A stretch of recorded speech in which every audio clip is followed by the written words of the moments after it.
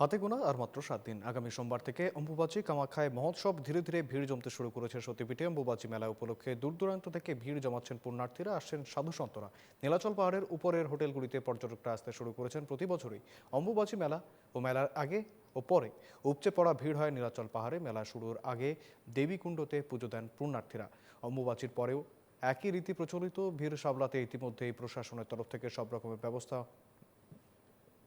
নেওয়া হয়েছে, মোতায়েন করা হয়েছে অতিরিক্ত বাহিনী। মেলা চলাকালীন আরও বাহিনী মোতায়েন করা হবে বলে প্রশাসনের তরফ থেকে জানানো হয়েছে।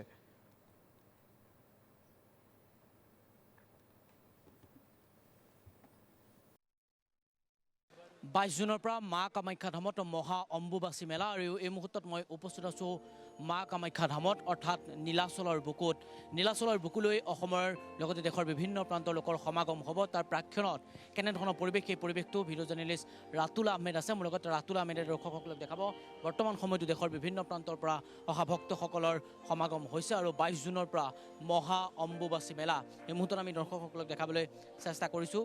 বিভিন্ন প্ৰান্তৰ পৰা অহা ভক্তসকলৰ লগত কথা পাতিবলৈ চেষ্টা কৰিম। মই অকণমান প্ৰথমে পৰিৱেশটো দৰ্শকসকলক দেখাবলৈ চেষ্টা কৰিছোঁ। 22 জুনৰ পৰা মহা অম্বুবাচী মেলা। बढ़िया। जूना अखाड़े से ही है। कहाँ से आए आप?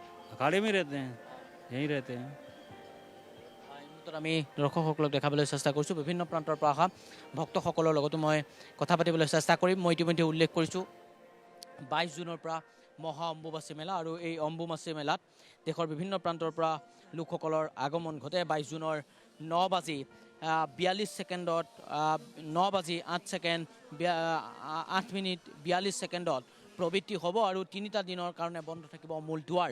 26 জুনত নিবৃত্তিত খোলা হ'ব দুৱাৰ আৰু সাধু সন্যাসীৰ বাবে থাকিব বিশেষ সুবিধা। তাৰ প্ৰাক্ষণত কেনেধৰণৰ পৰিৱেশ, সেই পৰিৱেশটো দৰ্শকসকলক দেখাবলৈ চেষ্টা কৰিছোঁ। বিভিন্ন প্ৰান্তৰ পৰা অহা ভক্তসকলৰ লগতো আজিৰ দিনটোত আমি কথা পাতিবলৈ চেষ্টা কৰিম। সমান্তৰালকৈ কামাখ্যা দলৈ যিগৰাকী দলৈৰ লগতো আমি কথা পাতিবলৈ চেষ্টা কৰিম। কেনেদৰে সাজু হৈছে সকলো কথা আমি আজিৰ দিনটোত দৰ্শকসকলক অৱগত কৰাবলৈ চেষ্টা কৰিম। মই পুনৰ উল্লেখ কৰিছোঁ মহা অম্বুবাচী মেলা কামাখ্যা ধামত অনুষ্ঠিত হ'ব 22 জুনৰ পৰা আৰু তাৰ প্ৰাক্ষণত কেনেধৰণৰ পৰিৱেশ, কেনেদৰে সাজু হৈছে সকলো কথা আমি দৰ্শকসকলক অৱগত কৰাবলৈ চেষ্টা কৰিছোঁ। NCC স্কাউট গাইড সকলো থাকিব এইবাৰো দিনটোতো। 22 জুনৰ পৰা বাইদেউ মহা অম্বুবাচী মেলা বিভিন্ন প্ৰান্তৰ পৰা লোকসকল এতিয়াৰ পৰাই সমাগম হৈছে। ক'ৰ পৰা আহিছে আপোনালোক? আমি লক্ষ্মীনগৰ গুৱাহাটীয়ে। বিচাৰিব অম্বুবাচী সময়ত অহা হয়নে নহয়? মা চবৰে ভালে ৰাখোঁ। ক'ৰ পৰা আহিছে? এই লক্ষ্মীনগৰ দিছপুৰ। মহা অম্বুবাচী মেলা 22 জুনৰ পৰা দেশৰ বিভিন্ন প্ৰান্তৰ ভক্তৰ সমাগম হ'ব এই নীলাচলত। সেই সময়ত অহা হ'বনে নহয়? এই সময়ত চাওঁ, মা যদি লৈ আহে আহিব পাৰিম। মাৰ কৃপাই আৰু চাই লওঁ মা কি কৰে। এতিয়া মানুহ আহিয়ে আছে, আহিব আৰু ইমান মানুহ আহিব পাৰোঁ না মাৰ মেলা এইটো। হয় হয় বিভিন্ন প্ৰান্তৰ ভক্তৰ সমাগম হয় সেই সময়ত। হয় হয় মানে আৰু মাৰ আৰু একান্ত আৰু সেইটো মায়ে আৰু হেৰি কৰি সেইটোৰ কাৰণে আৰু মানুহবিলাক আহে আৰু মাৰ দৰ্শন মানে হেৰি কৰিবৰ কাৰণে, সেইটোৱে আৰু।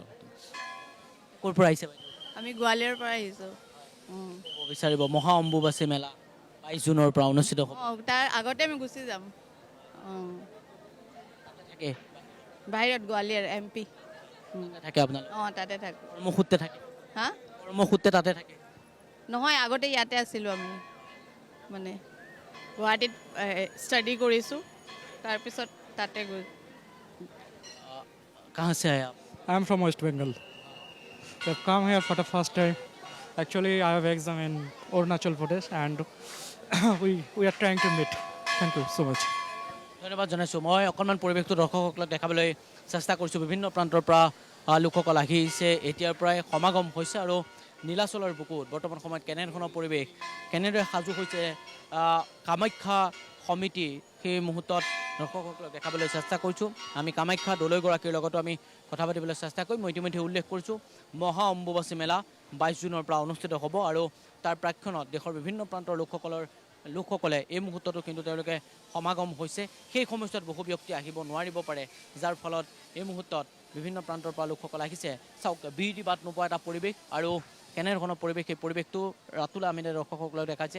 প্ৰতিগৰাকী ব্যক্তিয়েই মাৰ আশীৰ্বাদ ল'বৰ কাৰণে আহিছে। সকলোৱে যাতে চৰণ চুই আশীৰ্বাদ ল'ব পাৰে, সকলোৱে উদ্দেশ্য একেটাই। এই এই স্থানলৈ মায়ে মাতিব লাগিব, সকলোৱে সেই কথা উল্লেখ কৰে। যেতিয়া মায়ে ইয়ালৈ নিমন্ত্ৰণ দিব বা ইয়ালৈ মাতিব, তেতিয়াহে সকলো ভক্ত আহিব পাৰে, তেনেধৰণৰ এটা বিশ্বাস আছে। ইয়ালৈ আহিলে সকলোৱেই মনৰ আশাসমূহ পূৰণ হয় আৰু এই স্থানত দেশৰ বিভিন্ন প্ৰান্তৰ ভক্তৰ সমাগম হয় অম্বুবাচীৰ এই সময়ছোৱাত।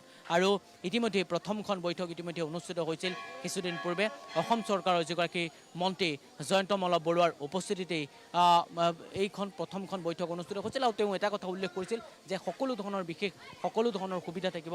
ইয়ালৈ অহা যিসকল বিভিন্ন প্ৰান্তৰ পৰা অহা সাধু সন্যাসী, সেই সাধু সন্যাসীসকলৰো কাৰণে বিশেষ ধৰণৰ সুবিধা থাকিব বুলি ইতিমধ্যে উল্লেখ কৰিছে। আৰু তাৰ প্ৰাক্ষণত কেনেধৰণৰ পৰিৱেশ, সেই পৰিৱেশটো আপোনালোকক দেখাবলৈ চেষ্টা কৰিছোঁ এই নীলাচলৰ বুকুৰ পৰা।